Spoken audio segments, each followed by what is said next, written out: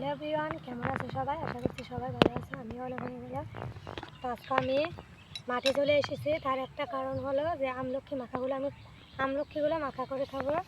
আর মাঠে খেতে তো দারুণই লাগে। আর বিকেল হয়ে পড়েছে, এখন মনে হয় সন্ধ্যা হবে, সেই জন্য আমি মাঠে চলে এসেছি এই আমলক্ষীগুলো মাখা করে খাবো। আর আমার সাথে যে বাচ্চারা চলে এসেছে, ওদেরকেও দেবো। অল্প একটা আছে, মনে হলো যে এগুলো মাখা করে খাই, দারুণ লাগবে। মাখা খেতে তো দারুণ লাগে জানি আমি, সেই জন্য মাখা করে খাবো আর তোমাদের সাথে শেয়ার করবো। চলো আমি আমলক্ষীগুলো কাটিকুটি করি। অন্যরকম করে আজকে আমি আমলক্ষী মাখা করে খাবো, তোমরা দেখতে পাবো।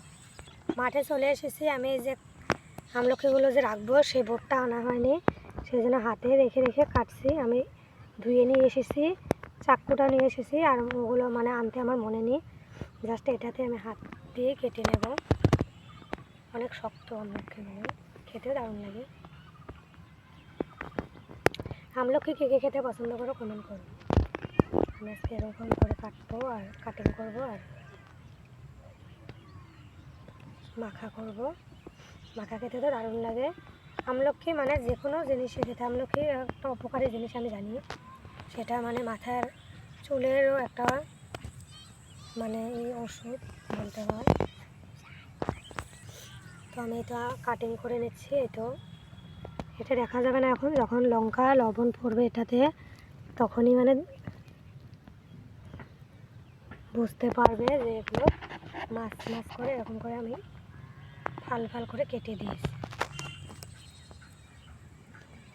আমি সবগুলো কেটে নিই, তোমরা দেখতে পাবে। মাঠে চলে এসেছে অনেক মানুষও, কথা বলতে অসুবিধা হচ্ছে। আমি ভাবছি যে মাঠে মনে হয় মানুষ নেই, মাঠে চলে যায় ভিডিওটা করতে, বাট মাঠে এসে দেখি চারোদিকে মানুষ। এরকম সময় তো মানুষে ভরে থাকে। ওদিক দিয়ে কেউ শাক তুলছে, কেউ ছাগল রাখছে, কেউ পাট কাটছে। এর মাঠে ওই দিকটা দেখো